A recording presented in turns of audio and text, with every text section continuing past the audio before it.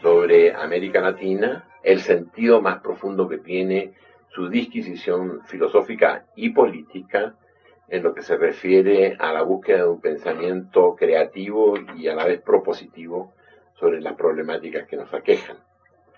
En esta búsqueda compartida por un mejor futuro, es la intención poder compartir con ustedes los planteamientos de Dussel y poder posteriormente confrontarlos con las otras exposiciones que han podido ustedes escuchar verbalmente y proceder después a su discusión.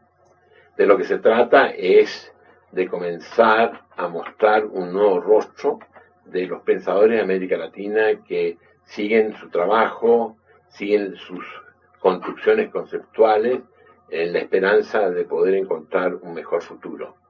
Por eso, para nosotros, la presencia de Dussel personifica a un pensador que no solamente ha puesto su inteligencia y su conciencia, sino también su voluntad y su compromiso en estas búsquedas intelectuales que no se agotan en sí mismos, sino que encuentran su último sentido en empresas de construcción social, por lo tanto, claramente políticas en la búsqueda de una sociedad mejor. Como IPECAL, quiero dejar ante ustedes nuestro agradecimiento y reconocimiento al profesor Dussel y le agradezco su colaboración a este evento que el IPECAL está impulsando conjuntamente con diversas instancias de la Universidad Nacional Autónoma. Destaco el apoyo del programa que dirige el profesor Carlos Gallego, el auspicio del director de la Facultad de Ciencias Políticas, así como de la directora del programa de posgrado de la facultad. Dicho esto, dejo con ustedes entonces al profesor Dussel.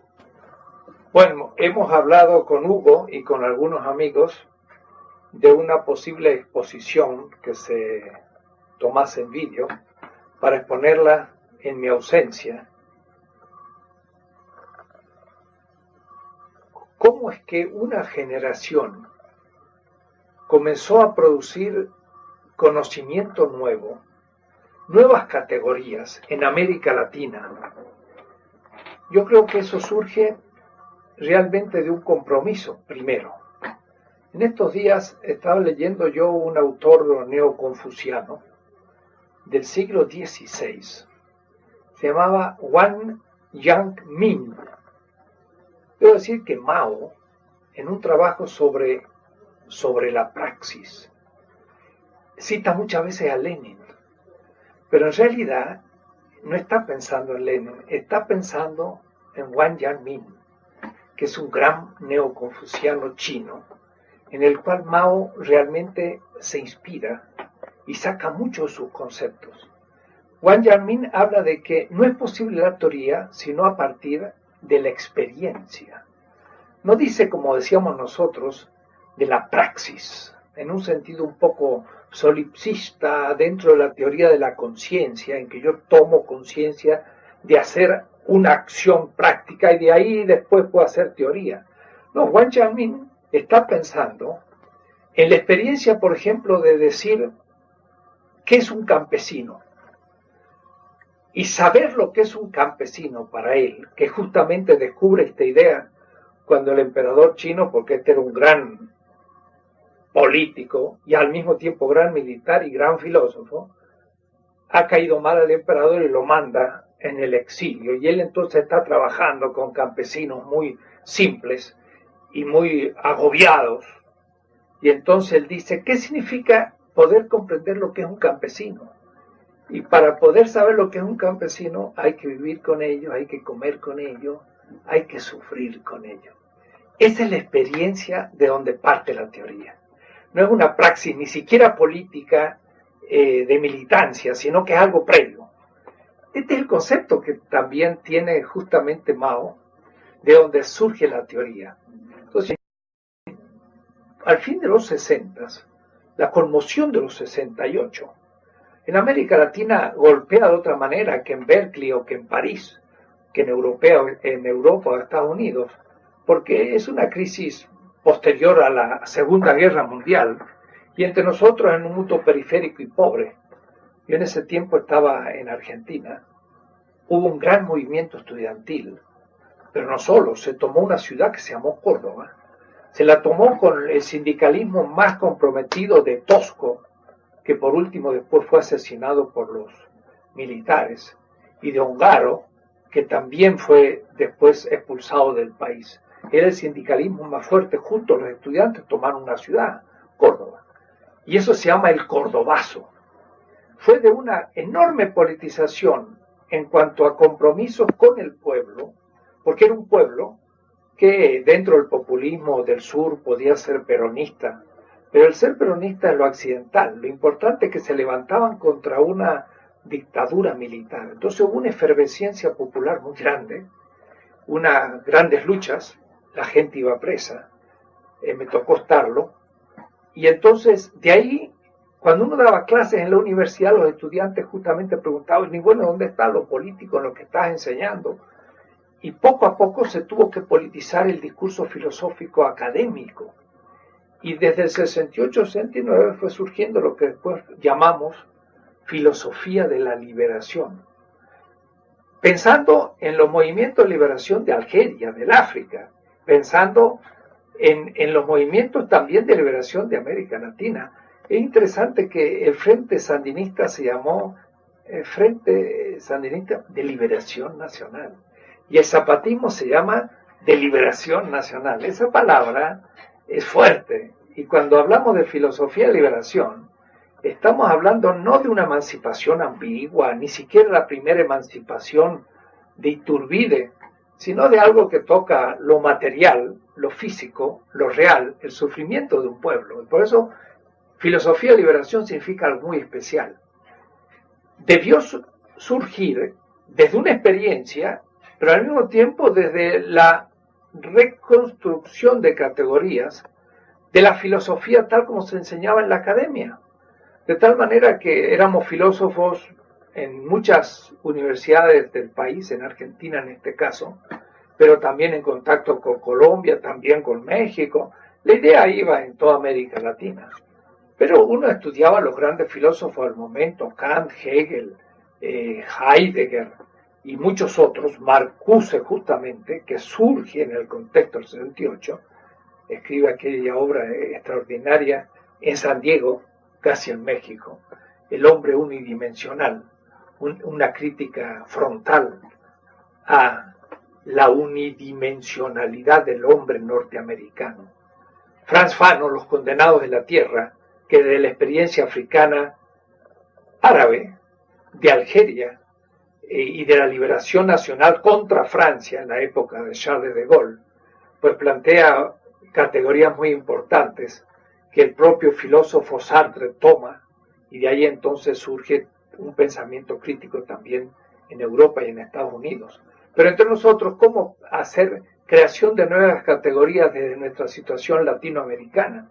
Y yo creo que justamente fue en el año 69-70 que a partir de la ontología, más bien hegeliana, heideggeriana, por la lectura de Memmi, de Fanon, de nuestros grandes autores, Marcuse, pues nos dimos cuenta que, lo cual supone la teoría crítica de Frankfurt, que también se leyó al fin de los 60, descubrimos que más allá de la totalidad había, o mejor dicho, esa totalidad del sistema estaba politizada y era opresora. Fue gracias a la lectura de un judío francés llamado Emmanuel Levinas, que ha muerto hace unos 6 años, que descubrimos la categoría exterioridad. Yo siempre en mi librito, Filosofía de la Liberación, que escribí cuando llegué a México al comienzo del exilio, en el año 76, lo escribí de un plumazo en pocos meses. Esta obrita ha sido traducido como a 7 lenguas, se llama Filosofía de la Liberación. Ahí yo explico, ya más académicamente, con mucha precisión, cómo Levinas plantea el tema de exterioridad desde el pensamiento de una totalidad opresora.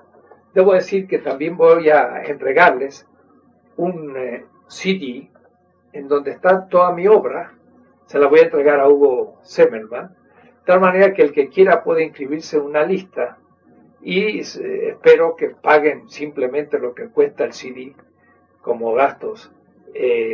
Por supuesto, quemarla va a ser gratis.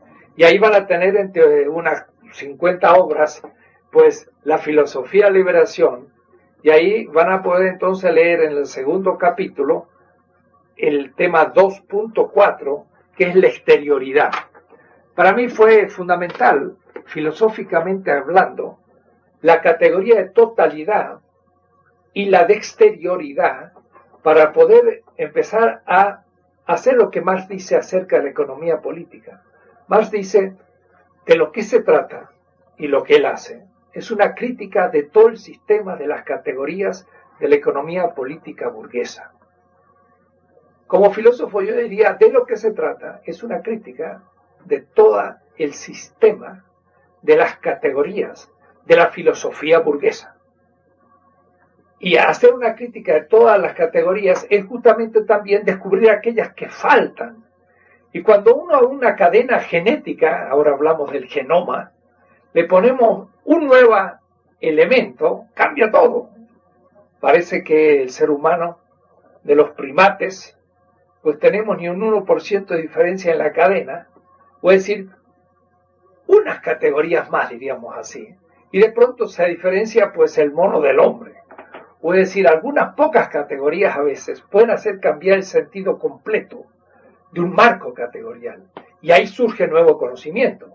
Porque esa nueva categoría en una cadena de categorías comienza a redefinir todas las demás y de pronto uno empieza a tener un nuevo marco categorial. Puede decir una nueva filosofía, una nueva antropología, una nueva política, una nueva sociología, una nueva también economía del desarrollo, que fue la gran teoría de la dependencia, que no fue bien definida desde un punto de vista estrictamente marxista, que fue mal criticada y que es totalmente vigente en este momento la teoría de la dependencia, porque es la única que explica lo que pasa en el proceso de la globalización. Es decir, descubrimos una nueva categoría que redefinía todas, y esa fue la de exterioridad. Para ejemplificarla muy fácil, esa categoría cognitiva hermenéutica que permite empezar a hacer ciencia, investigación, todo de otra manera, es algo como lo siguiente. Bueno, Marx mismo lo dice en El Capital. En el capítulo sobre el trabajo, de pronto está explicando lo que es la empresa. Y de pronto dice, en el medio del ruido de la fábrica se levanta un obrero. Y le dice al patrón o al empresario, tú. Puede decir que, habiendo sido un puro obrero en medio de la función, sale como alguien, como un sujeto singular, y enfrenta al empresario no como empresario, sino como otro sujeto personal, y le dice, tú, que tienes un corazón que se cree compasivo, porque es miembro de una asociación protectora de animales, no se te mueve el corazón por lo que yo sufro. Esa relación entre un sujeto y otro sujeto fuera de la función de la empresa está indicando un poco el sentido de la categoría de Levinas sobre la exterioridad. Todos nosotros somos miembros de campos donde cumplimos funciones. Uno es un padre, el otro es madre, el otro es hijo, en la familia. Uno es vecino en el barrio. Uno es empresario, es obrero en la fábrica capitalista que produce plusvalor. Uno es elegido o es representante en un organismo político. Cumplimos funciones, pero por fuera de ser funciones somos sujetos que tenemos una biografía única en el que nuestra realidad es corporal, la corporalidad es viviente, y cuando nuestra corporalidad viviente sufre un efecto negativo de cualquier sistema en cualquier campo, nuestra subjetividad reacciona con el dolor. Uno sufre. Y ese sufrimiento es del sujeto singular. Ese se levanta de pronto en la fábrica y dice, yo sufro aquí y esta fábrica es injusta, me está explotando. Ese grito no es funcional. ese grito ha permitido surgir a alguien como sujeto y pone al sistema en cuestión como sistema. Eso es lo que este autor judío, Levinas, que es origen de Lituania, que estudió en Francia, que tuvo 5 años en un campo de concentración alemán, y en medio del campo aún, fue pensando este tema. Y entonces él propone, en un libro extraordinario, que se llama Totalidad Infinito, ensayo sobre la exterioridad. Esa exterioridad de alguien tratado en un campo de concentración como un cuerpo que se lo mata y de cuya grasa se hace jabones, como aconteció en los campos de concentración. Pero ese sujeto que es tomado como pura cosa, sin embargo se puede revelar, es decir, soy un ser humano ante un sistema.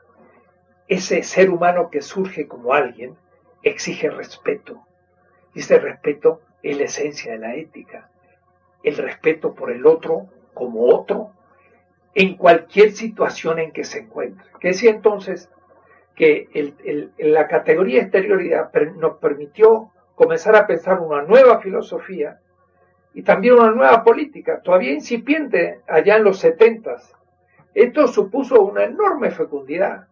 Me sería muy difícil ahora poder ir explicando, porque primero entendimos que que el sistema está situado siempre entre los explotados por una parte, clase explotado, sexo explotado, y ya en los 70 se habló del problema del feminismo, el hijo o la cultura popular explotada en una pedagógica de dominación, y bueno, muchos temas que fueron surgiendo, pero entre ellos también descubrirnos como periferia, pues si quizás haya sido el primer movimiento filosófico que crea el marco categorial desde un mundo que en 1970, decir que había un centro, una periferia, que había ya un proceso en donde el centro, Estados Unidos, Europa, Japón, dominaba una periferia, América Latina, el África Bantú, la India, el sudeste asiático, la China, el mundo árabe, era ya pensar globalmente, o decir que en los 70 estábamos pensando en la globalidad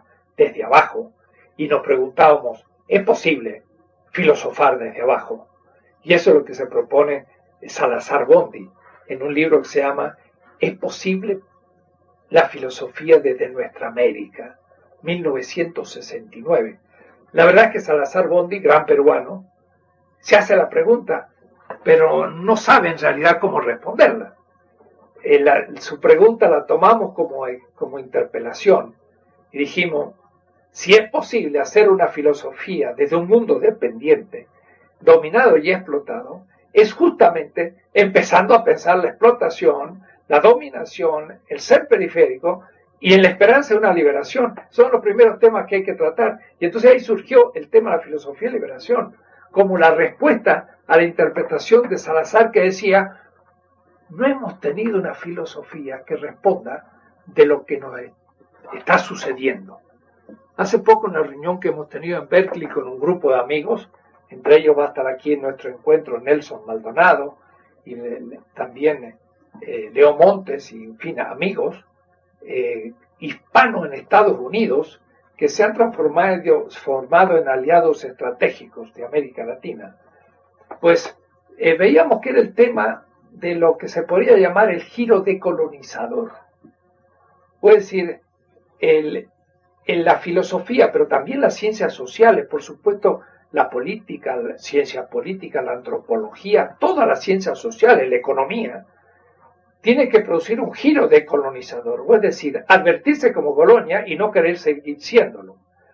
El primero que hizo eso fue la sociología económica de la dependencia. Fue la primera que se preguntó por qué somos países pobres y realmente explotados. Y bueno, aunque al principio muy ambiguamente la CEPAL y con movimientos burgueses también en Brasil, sin embargo, un buen grupo de pensadores marxistas pensaron que la teoría de la dependencia era el fruto de un trabajo teórico a partir de la experiencia de la miseria que empezamos a vivir desde la época colonial hace 5 siglos. Si yo debiera definir la dependencia en estrictos categorías marxistas, de Marx mismo, diría que la dependencia indica nomás el hecho de una transferencia estructural de plusvalor de los capitales nacionales menos desarrollados de la periferia, transferencia hacia los capitales más desarrollados del centro. De tal manera que el problema de la dependencia debe situarse en el contexto de la competencia y de la explotación de una burguesía central a una burguesía periférica. Eso hizo decir a un profesor, Agustín Cuevas, gran intelectual y profesor de ciencias políticas, donde quizás mi vídeo sea visto, hizo pensar a Agustín Cuevas de que no había lugar teórico para la dependencia en la teoría marxista. Era una teoría burguesa.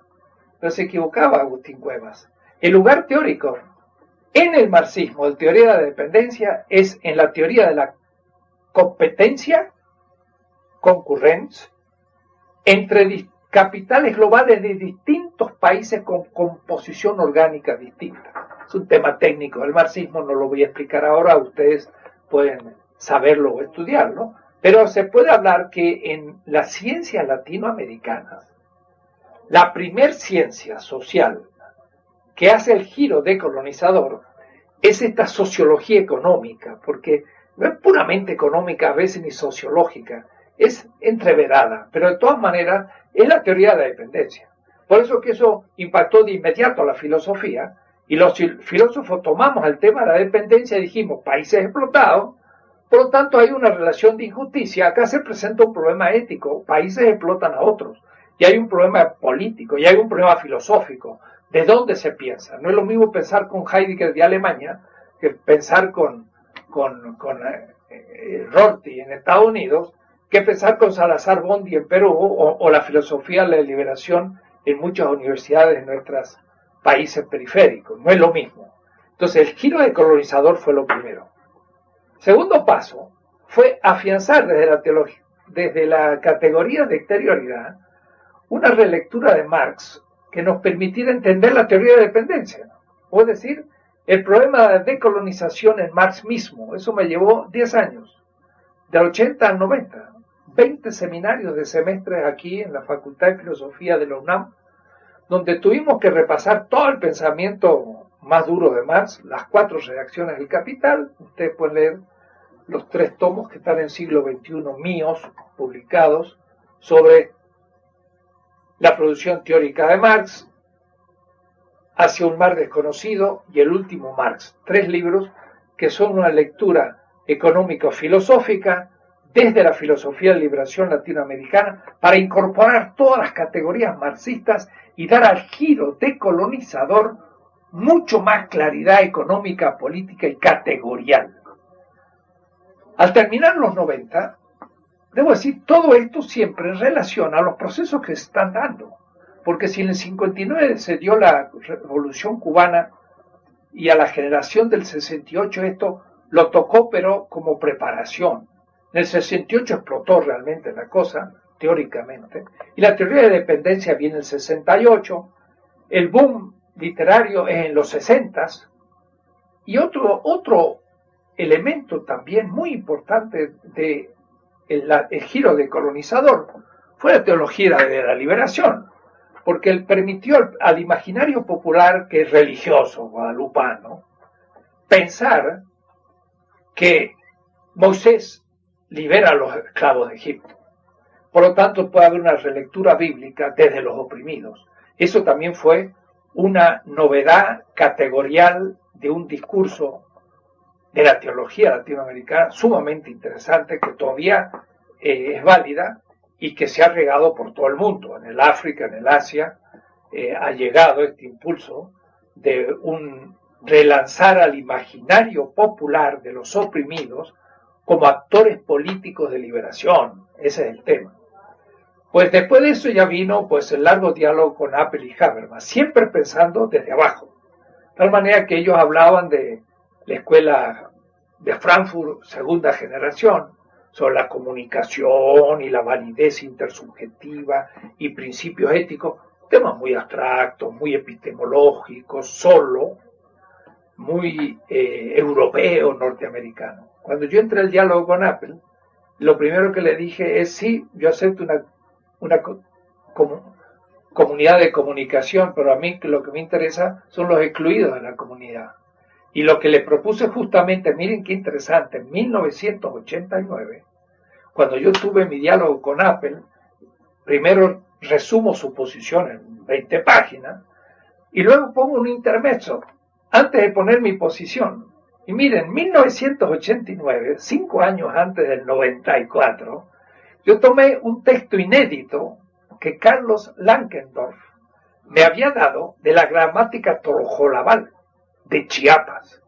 Y yo tomé esa gramática y mostré cómo había un pueblo que hablaba en un nosotros ergativo, donde todos son sujetos, hasta los seres de la naturaleza. La luna, el sol y los árboles y las rocas son sujetos con los que se discute y habla el maya de Chiapas.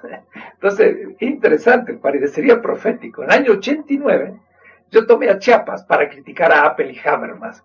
Y desde lo que ahí saqué, entonces empecé la crítica del pensamiento pragmático, que es muy importante desde un punto de vista epistemológico, porque el pragmatismo nos permite situarnos en una comunidad, no en un sujeto solipsista, no desde la conciencia de un sujeto cognoscente, sino desde un sujeto en comunidad que habla y lo dialógico se hace constitutivo de la ciencia. De tal manera que ahora sí yo empataba con la experiencia de los 60, donde la experiencia eran comunidades populares donde se discutían las cosas para actuar. Y se sigue haciendo eso en el sandinismo, en el zapatismo, en todas partes. Pero en la epistemología eso no se refleja, de que la comunidad sea el punto de partida donde el sujeto científico o pensador o productor de conocimiento parte a la comunidad no como una conciencia solipsista, sino intersubjetiva, parte del hecho de que hay que hablar, y es a partir de los consensos que se construye la ciencia. Y los consensos son comunitarios. Entonces, ese tipo de epistemología pragmática nos hacía dar un salto dentro del giro decolonizador, porque ahora era un decolonizador desde la periferia, desde los pueblos oprimidos y el pueblo oprimido, pero desde sus comunidades históricas, hablando intersubjetivamente, llegando a acuerdos como punto de partida para hacer ciencia.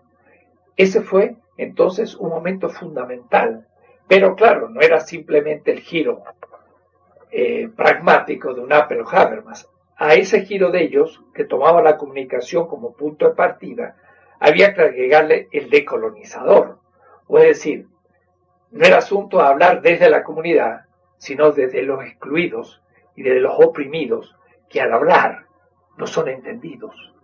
Eso, cuando interpelan, no se entiende lo que dice semánticamente, y por lo tanto no tienen pretensión de inteligibilidad, pero el que los escucha no lo entiende, porque no ha tenido aquella experiencia de la que hablaba Wang Jinmin, y de la cual Mao mismo se toma, y de la cual habla Rigoberta Menchú, es claro.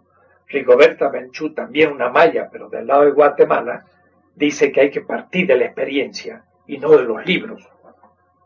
Lo cual no quiere decir que no hay que usar los libros, pero no es en los libros donde uno parte para creación de nuevas categorías. Entonces el segundo giro fue no el giro ya de colonizador, sino el giro pragmático. Pero dentro del giro pragmático, un giro pragmático desde la periferia mundial y algo más, desde los movimientos que ahora de pronto, desde el 2000, empiezan a reunirse en el Foro de Porto Alegre. De tal manera que los grandes movimientos que nos han inspirado para la creación de categorías han sido, al origen, la Revolución Cubana, después la sandinista, la zapatista, pero ahora en el contexto del Foro Social Mundial, porque en el Foro Social Mundial, ahora sí, se encuentran millares de movimientos populares de todos los rincones de América Latina, pero también del África, donde vamos a hacer el próximo encuentro mundial en el 2007, del Asia, donde hubo 130.000 personas en Mumbai con M, en la India, que fue un gran entusiasmo, donde los europeos hacen foros sociales. Es decir, está surgiendo en todo el mundo la posibilidad de redes del pueblo que es capaz de comunicarse entre ellos. ¿Qué teoría va a expresar esa experiencia que ya no es ni mexicana, ni solo latinoamericana, sino mundial?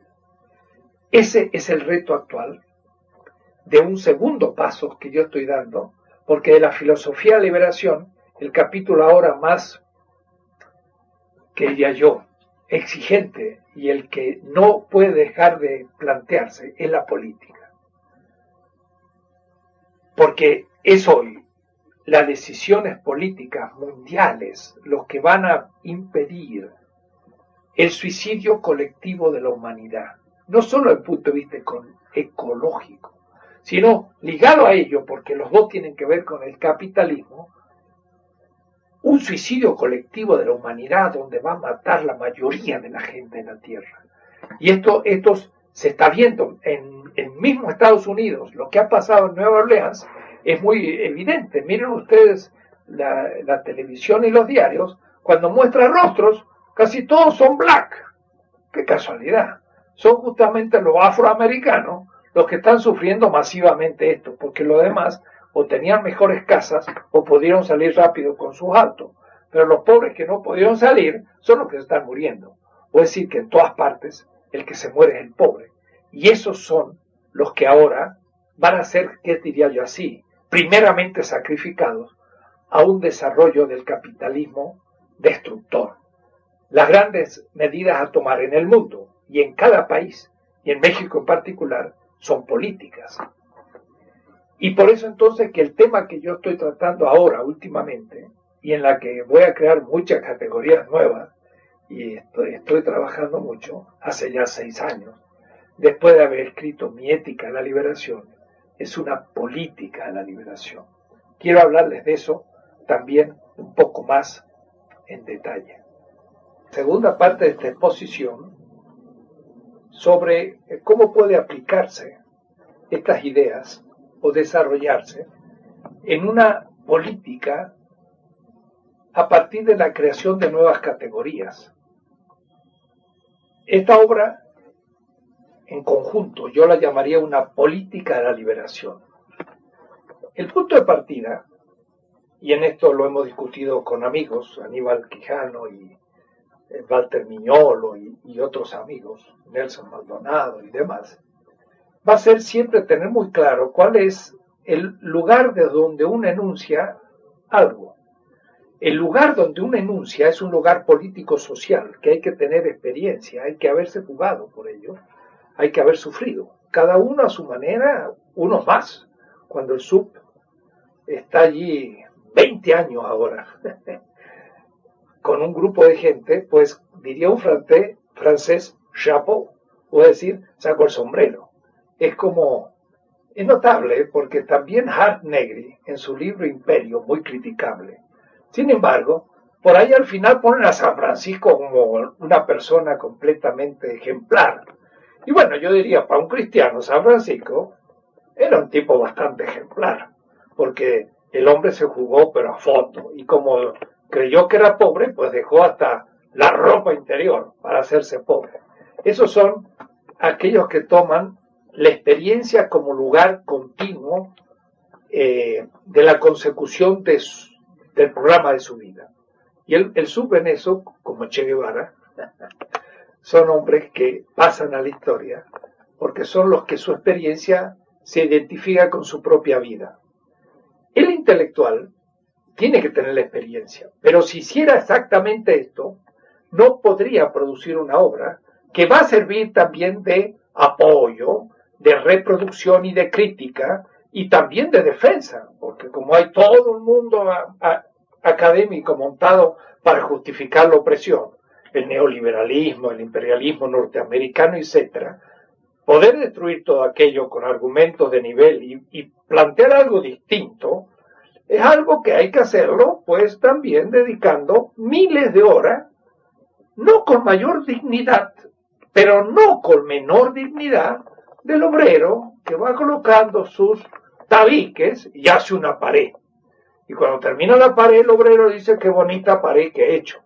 Y cuando un intelectual hace un libro, dice qué bonito libro he hecho como el obrero. No más, pero no menos. El asunto es que esa pared no se caiga y que ese libro responda a la experiencia de la base. La política de liberación primero dice cuál es el lugar desde donde yo voy a hacer la política. Y entonces miren, para poder descubrir con toda conciencia histórico mundial, en un proceso de globalización donde esta obra pueda ser leída en Japón, en Siberia, en una tribu bantú del África, en un pueblito de Polonia, o en la Nueva Orleans destruida, o en Chiapas. Era necesario replantear toda la historia mundial. Y entonces miren, el primer tomo, que son estas 700 páginas, es hacia una historia crítica de la política, pero en la historia mundial, o es decir, desde el Paleolítico hasta ahora, para descubrir cómo surgen las instituciones sociales en todo el mundo, no en Grecia, la Europa medieval y la Europa moderna, que todo lo que se estudia en ciencias políticas, empiezan a estudiar la ciencia política en los presocráticos, Platón, Aristóteles, y después pasan a Santo Tomás o San Agustín antes, y después ya empiezan Hobbes y etcétera, hasta llegar a nuestro tiempo, todo en Europa. No, en mi política yo empiezo una reconstrucción de las grandes culturas donde surge la política. Desde la Mesopotamia y la Turquía, 7000 años antes de Cristo, donde surgen los primeros sistemas jurídicos en el 4000 años antes de Cristo, pasando después al Egipto, donde existe, según Samir Amin, el gran amigo de nuestro primero, diría yo, pero también amigo de todo nuestro grupo y de Wallerstein y de tanta gente, Samir Amin dice el primer estado de la historia humana es el faraónico, 3000 años antes de Cristo, porque fue una clase social que dominó un territorio, creó estructuras, y ahí hubo un Estado en el sentido no moderno de la palabra, evidentemente, en el sentido estricto del término, pero amplio, global, no eurocéntrico, ni siquiera moderno. Egipto, la India, la China, y ya eso me dedico un tiempito. Y luego de ahí paso a Amerindia y trabajo cómo está organizada políticamente los hermosos textos últimos de Florescano y de tantos de nuestros grandes autores, el Imperio Azteca, cómo estaba constituido todas las confederaciones mayas y el Imperio Inca. Voy a decir que mi historia empieza por la Mesopotamia y termina en Perú. Eso ya es una ruptura a la historia actual y ya me voy acercando, porque yo lo voy a hacer desde ese México azteco-maya o inca latinoamericano. La segunda etapa de la historia de la política es cuando surgen nuevos sistemas histórico-políticos a partir del caballo y del hierro, que permite una gran comunicación y al mismo tiempo una organización de dominación y de esclavismo. Y entonces vemos cómo surgen los grandes primeros imperios, pero en este caso, los primeros es el persa, el imperio persa.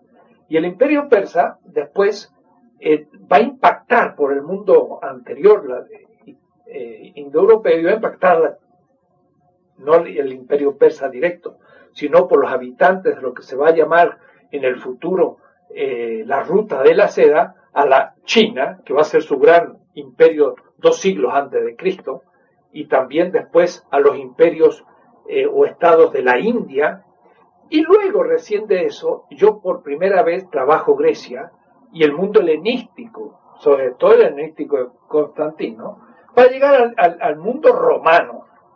Y al hacer esto termino lo que yo llamaría toda la gran etapa del hierro y del caballo de los grandes imperios esclavistas. Como ustedes ven, los griegos, es un punto entre una cosa muy compleja, igual que los romanos. La tercera gran etapa de esta historia de la política, debo decir que en la segunda nos tocó América Latina, porque ahí están los mayas y los aztecas, todavía sin nacer en algunos casos, creando sus organizaciones previas, pero claro que en esta etapa pues el influjo de la cultura asiático africana pues llegará por algunos polinésicos a nuestras costas, pero podríamos decir que esta segunda etapa no considero realmente América Latina. La tercera etapa va a ser lo que llamaría yo la rebelión de los esclavos.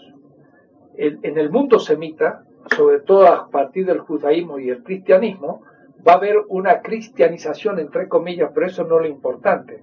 Lo interesante es el cambio de la concepción política de lo que aconteció en el imperio helenístico, en el imperio romano, pero después el surgimiento del Islam, que ahora lo vemos todos los días en los diarios, pero del cual tenemos una crasa ignorancia.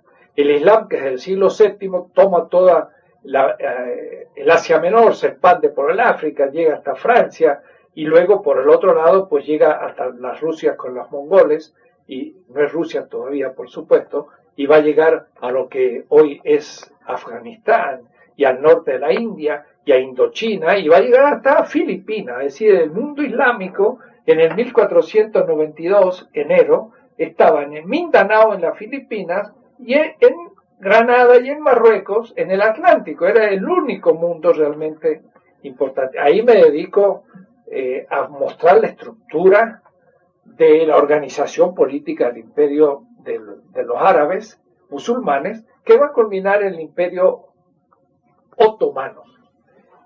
Y empezamos ahí la modernidad. La modernidad va a ser el choque entre lo más occidental del pensamiento occidental, que es España, con nuestras culturas, que era lo más oriental de las culturas orientales. Ese fantástico choque se va a producir a partir de 1492 en el siglo XVI. Y ahí empieza la modernidad. Entonces, el giro de pensador que habíamos tenido en filosofía, lo voy a empezar a producir desde este momento, porque esta historia, tal como la estoy mostrando, ya no es eurocéntrica, ya no es hegeliana. Hasta el propio Marx era muy eurocéntrico. Y solo a partir de 1868, cuando Danielson le habla desde Rusia, se da cuenta Marx que el capital no es válido para Rusia y habría que repensar muchas cosas. De tal manera que Marx fue decayendo de su eurocentrismo, pero no pudo abrirse a una nueva interpretación. Lo mío es ya no eurocéntrico, no es helenocéntrico y menos americanocéntrico. Estoy pensando las cosas desde toda la globalización mundial, desde la China, la India, el mundo bantú, y por eso que la modernidad es la apertura de Europa al Atlántico bajo la hegemonía productiva de la China y el Indostán, que son hasta el siglo XVIII los países más avanzados de la Tierra de todo punto de vista, incluyendo científicos, pero eso sería otro tema. Comienza entonces nuestra historia latinoamericana, no la voy a hacer, pero mi conclusión después de repasar en unas 250 páginas nuestra historia, es que sea por el proceso colonial, sea por el proceso emancipador, incluyendo a Primo Verdad, Talamantes o Fray Servando de Mier, y qué decir Iturbide, pero en otros lugares al propio Bolívar o a San Martín. En todos nuestros héroes, debo decir que no he nombrado Hidalgo ni Morelos, porque esos dos levantaron al pueblo, y por eso lo mataron.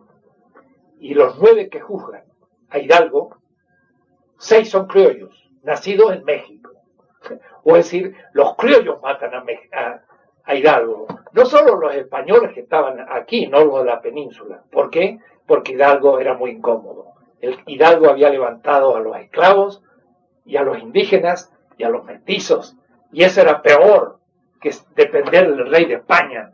De tal manera que ya nos estamos acercando a la emancipación, segundo siglo, y vamos a tener que juzgar a más de uno de nuestros patriotas. Van a quedar en pie Hidalgo, Morelos, Matamoros y algunos más, pero no tantos. Lo cierto es que desde Cortés hasta hoy, lo que ha pasado es que sea por los españoles primero como conquistadores, después por los criollos que emanciparon nuestros países y se quedaron de alguna u otra manera siempre en el poder. Situación que, por ejemplo, la Revolución Mexicana quiere destruir con su Villa y Zapata, pero ya sabemos lo que los pasó. Los asesinaron.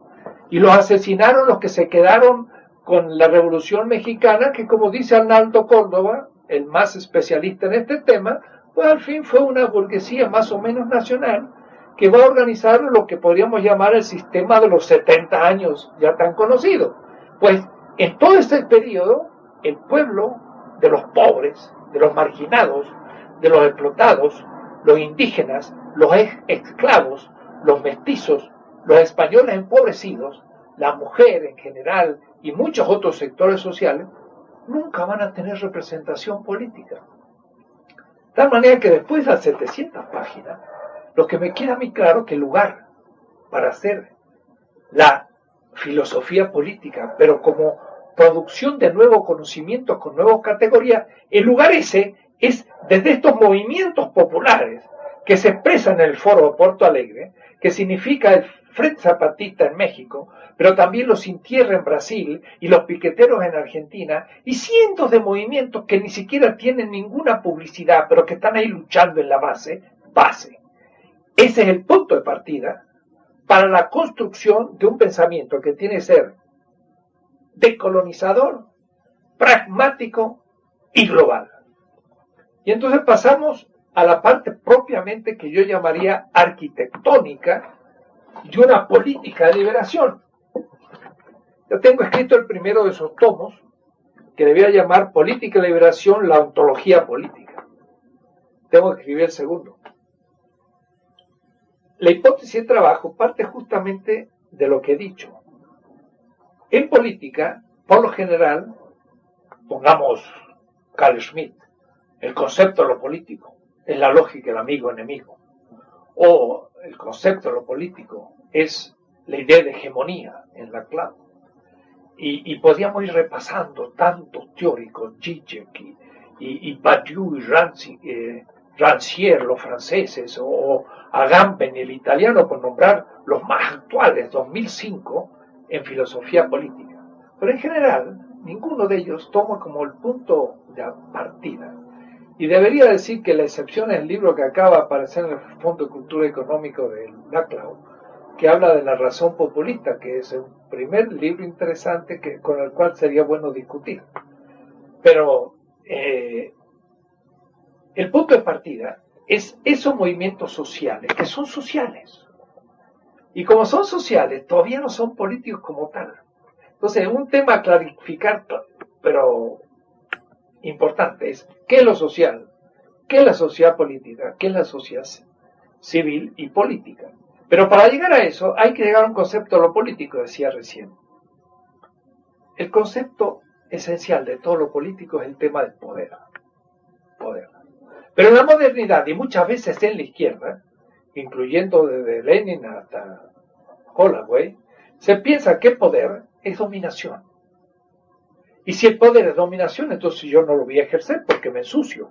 Y si yo soy un movimiento popular que me voy a meter en política, si el poder es dominación, yo no puedo entrar, como dice Max Weber. Max Weber dice el poder es una dominación legítima ante obedientes. Si es dominación, no puede ser legítima. Ya hay una contradicción. Pero si es una dominación que tiene apariencia de legitimidad, es lógico que sea ante obedientes. Pero justamente los zapatistas dicen, hay unos que mandan, mandando. Y los que mandan, mandando, ante obedientes. Esta es la definición de Max Weber de la política. Mientras que si yo mando, pero mando obedeciendo, ¿a quién obedezco? Ahí entonces viene el tema. El poder debe primero definirse desde la comunidad política y el pueblo. Y entonces ahí ya empiezo a construir categorías. Pero tengo ahora que pensar cómo hacer la política de un piquetero, de un sin tierra, que también fue en su tiempo el burgués cuando era revolucionario en el siglo XVI, o cuando el señor feudal era revolucionario ante el Imperio Romano. Es decir, una clase puede ser revolucionaria en la etapa y transformarse en la próxima y acontece la dominadora. El poder es, lo voy a decir muy rápido, el poder es el ejercicio que un pueblo hace, primero, de su voluntad de vivir. Puede decir, somos seres vivientes, corporalidad viviente, comemos, bebemos, tenemos ropa, casa, cultura, y hasta arte, y hasta también contemplación religiosa, porque también la religión de un pueblo hay que tomarla con respeto, mientras que no le puede dar algo mejor que ello. Por lo tanto, también la religión entra como contenido vital del ser humano. Hay una voluntad, querer vivir, ese querer vivir es la voluntad. Pero si cada uno quiere para su lado, pues no pueden hacer nada. No hay unidad. Por eso que Spinoza, en un texto que nomás que sigo en esto, Spinoza dice, las voluntades han de unirse. Y la unidad no es un contrato, como pensaba Hobbes o los contractualistas, es un acuerdo. Y ese acuerdo muchas veces es histórico, dado implícito, pero sin el acuerdo no hay unidad de voluntades. Y si no hay voluntad, no hay poder, no se puede hacer nada. Pero además también un tercer componente son lo que llamaría yo el nivel de la factibilidad. Son necesarios instrumentos técnicos. Más, en un Estado moderno, un Estado que no pueda tener una manera de defenderse ante otros Estados, por ejemplo, un ejército, pues tampoco puede tener poder. Pero esa factibilidad en el ejercicio de la voluntad de vivir en la unidad del acuerdo, ha de estar justamente como un momento de definición del poder de la comunidad política. A esto le voy a llamar potencia, o si quieren en latín, como lo hace Spinoza, potentia. Potencia es el poder de un pueblo, pero ese poder no se toma, se es. Ese se debilita, se destruye o se potencia. Eso sería el empowerment, del que hablan, que es una palabra muy fea, empoderamiento. Yo prefiero decir aumenta el poder. Bueno, el poder está ahí. Pero es el poder en sí, es un poder indeterminado, es la voluntad general de Rousseau, que como tal todavía no ha hecho nada. Apenas haga algo, diga, vamos a tener un sistema republicano, ya se determinó porque ya es una república y no es una monarquía. El poder como potencia, cuando se determina y crea instituciones, se llama potestas, le voy a llamar así. Potestas va a ser el lugar donde la potencia, el poder, crea las instituciones a su servicio. Y no hay que tenerle miedo a las instituciones, pero cuidado, hay que saber que todas las instituciones llega un tiempo en que por la, ¿qué diría yo? Como dicen los ecologistas, por la entropía de las instituciones, estas se vuelven burocráticas y en vez de servir a la vida, matan.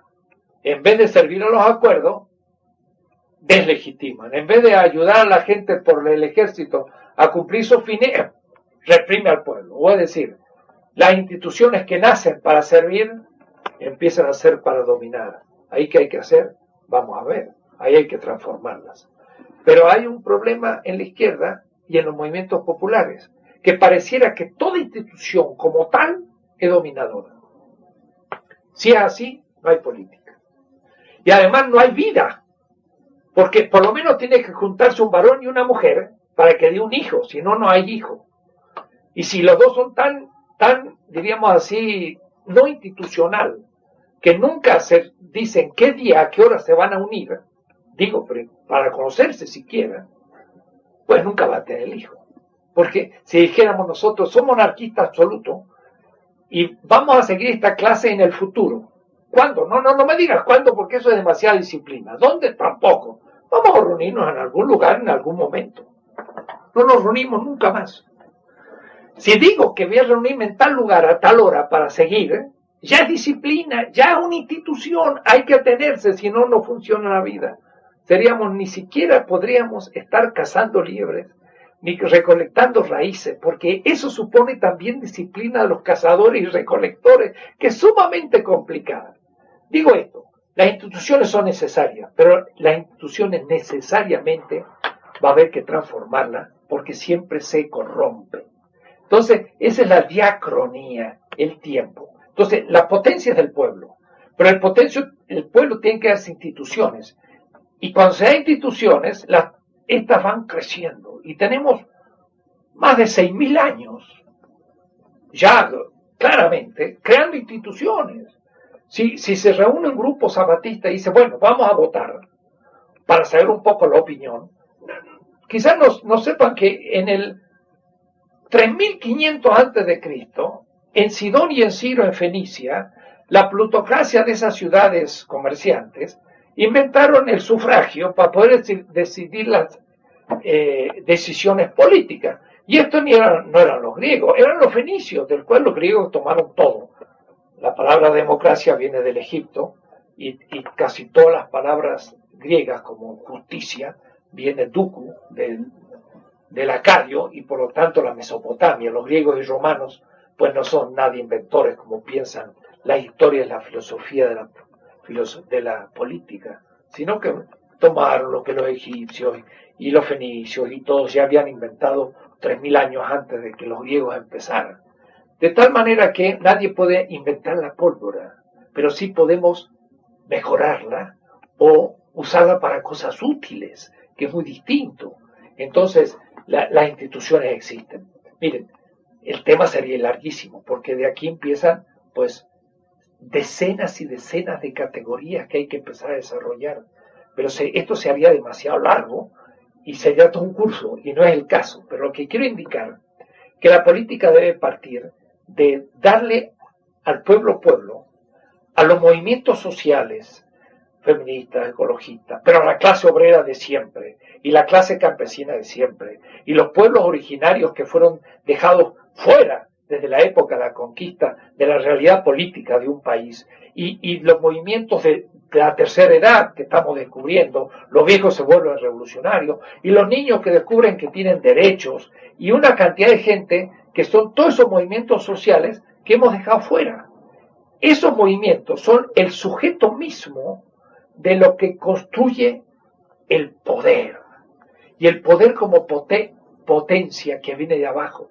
Los demás son las instituciones. Entonces habrá que después describir cómo funcionan esas instituciones y después entonces lo esencial de la política de liberación va a ser cómo se deconstruyen esas instituciones y se crean nuevas instituciones. Y ahí vienen las alternativas para la creación de nuevas instituciones.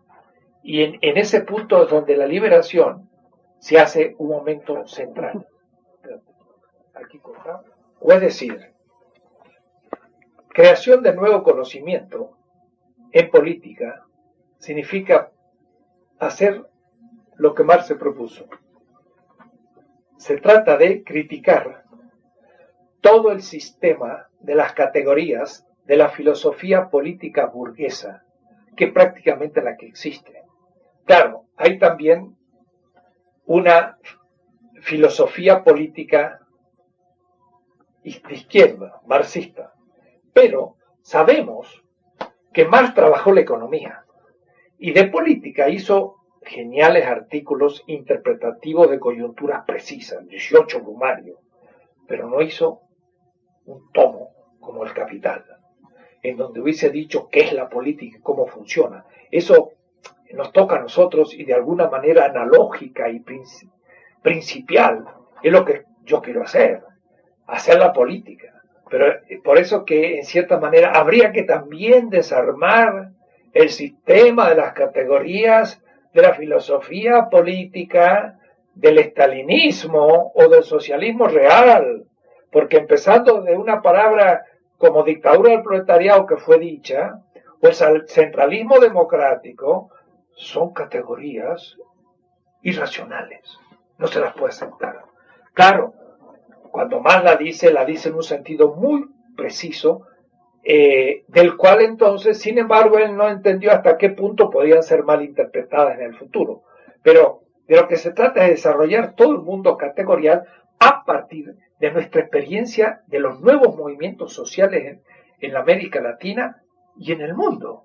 Porque en la India está pasando esto también en el África, donde el sistema de ciudadanos singulares como también entre los mayas no tiene ningún sentido. Si la unidad política es una comunidad o una etnia, lo que hay que hacer es un gran senado de los representantes de las etnias y el ciudadano singular, no digo individual, puede poner su voto, pero eso en el África tendrá que crecer todavía, porque por ahora tienen un sano, y yo diría bello, y muy respetable sentido comunitario de la existencia. ¿Para qué quiero yo un individuo singular en una sociedad como la africana?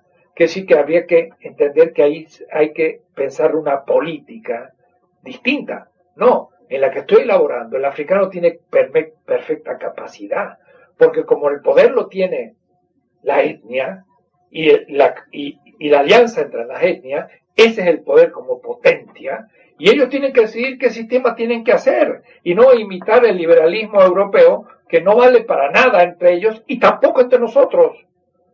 De lo que se trata no es de recauchutar el liberalismo para hacerlo más democrático. Hay que partir de otras bases completamente distintas de un punto de vista categorial. Tenemos que partir de otra política, y por eso que yo hablo de una política de liberación que supone un enorme reto de producción de nuevas categorías, porque ni poder, ni soberanía, ni legitimidad, ni Estado, ni ninguna categoría de esas que me enseñan en Europa, no solamente por los clásicos, que ya están estudiados a medias, porque nos faltan los grandes clásicos nuestros, como Bartolomé Las Casas, que nunca se estudian y que fueron en el siglo XVI donde empieza la política moderna. Pero un Hobbes, un Locke, un Hume, todo esto hay que releerlos, pero no hay que releerlos simplemente desde preguntas hechas desde el lugar europeo. Si yo me pregunto a Locke desde el lugar latinoamericano oprimido, desde el indio, le pregunto a Locke, ¿qué dice usted del indio? En el segundo tratado del gobierno, que es muy conocido, todos los estudiantes empiezan a leerlo, algunos me dirán, nada, ¿cómo que nada? Locke, en ese tratado, que es la fundación del liberalismo, justifica la conquista de América y justifica la opresión del indio de una manera muy racional. Dice, los indios no trabajan las tierras, las dejan vacas. De tal manera que nadie utiliza la tierra, utilizan muy poca tierra. Y Dios nos ha mandado trabajar la tierra, claro, el Dios de Locke. Y además la civilización de Locke exige que hay que trabajar la tierra. Entonces, tomar las tierras sobrantes que no utilizan los indios, que son nómades y no agricultores, para Locke justifica la ocupación de América. Qué notable, nadie me había hablado que Locke justificaba la conquista. Luego, ¿qué dijo de los esclavos? Locke, nada, ¿cómo? Todo un capítulo sobre la esclavitud, donde habla del despotismo, de la necesidad de hacer una guerra en el África, como los africanos hacen una guerra injusta. Miren los pobres campesinos bantúes que estaban ahí trabajando su tierra y que los cazaban y los vendían. Los pobres estos han hecho una guerra injusta para Locke. Como han hecho una guerra injusta, yo al hacer una guerra justa los puedo tomar como botín. Y justifica la esclavitud el señor Locke en ese tratadito del segundo tratado sobre el gobierno. No solo eso, dicen, pero esos esclavos tenían bienes, pero no se les puede robar sus bienes porque son propiedad de ellos. Pero la guerra justa que yo hago para cazar esclavos me ha producido muchos gastos. Y como hay gastos, yo tengo ahora que tener una retribución de los gastos y entonces me apropio de los bienes de los esclavos. Es como si el señor Bush ahora le pidiera al Irak que le entregue todo el petróleo en pago de los gastos de la guerra que Estados Unidos ha hecho en Irak, porque esa guerra es justa, porque liquidó a un tirano. Y entonces el pensamiento de Bush es el mismo que el Ginés de Sepúlveda, que en el siglo XVI justificó la conquista de América y que en el siglo XVII justificó con Locke la conquista de América y la esclavitud. ¿Se dan cuenta lo que es leer un texto de otro lugar? Yo puedo leer los clásicos y leer cosas que nadie leyó y entender cosas nuevas. ¿Qué dijo Hegel sobre la colonia? Muchos no saben, pero Hegel dice lo siguiente: como en Europa hay cada vez más pobres y hay muy pocos ricos. ¿Qué hacemos con los pobres? Los enviamos a las colonias para que allí sean una clase sustancial y apropiándose de la propiedad puedan enriquecerse y comprar la producción que Europa tiene de más. Es decir, está indicando que es bueno que las colonias, que en las colonias vengan los europeos, que se enriquezcan los bienes de aquí y que después le puedan comprar la superproducción. Todo eso lo dice el señor Hegel, profesor de Berlín, en la filosofía del derecho. Pero ningún autor a mí me había indicado esos textos. Ni Marx se da cuenta. Entonces, leer la política desde el lugar de enunciación de los oprimidos, de los excluidos, del tercer mundo, de los pobres, de las colonias que son postcolonial, pues supone todo un mundo del conocimiento, porque a las nuevas preguntas vienen nuevas respuestas, se crean nuevas categorías, y lo estamos haciendo, un nuevo discurso, y entonces ahora el zapatista, el sandinista que el año próximo vuelve al gobierno en Nicaragua, el piquetero de Argentina, los movimientos sociales en Brasil, pero más que eso también, movimientos que haciéndose masa por último van a imponer nuevos gobiernos mucho más democráticos en América Latina, Kirchner en Argentina, Tabaré en Uruguay. Lula ha fracasado. Bueno, Lula no ha igualado a un proyecto que el pueblo le exige. Primero, es un obrero. Segundo, es un partido de izquierda que tiene un proyecto que ahora le exige hacer más que lo que ha hecho. Ha fracasado con respecto a un proyecto que le impuso el pueblo. Hemos avanzado. Antes no teníamos un obrero presidente, no teníamos un partido de izquierda y no teníamos un partido de izquierda que había traicionado los principios que el pueblo le está imponiendo. Algo hemos avanzado. Y el ejemplo de Lula es muy bueno, porque ahora en México se dice no hay que repetir el error de Lula. Quiere decir que ya aprendimos mucho del Brasil, también se aprenden de los errores. Se está creando nuevo conocimiento desde un nuevo lugar epistémico. He querido darle dos ideas de este tema, pero lo haremos más largo cuando ya aparezca mi obra y podamos discutir en ciencias políticas pues esa producción que ha surgido aquí en la propia UNAM, en la UAM, en este distrito federal que tiene muchos aspectos negativos, pero muchos también positivos. Gracias.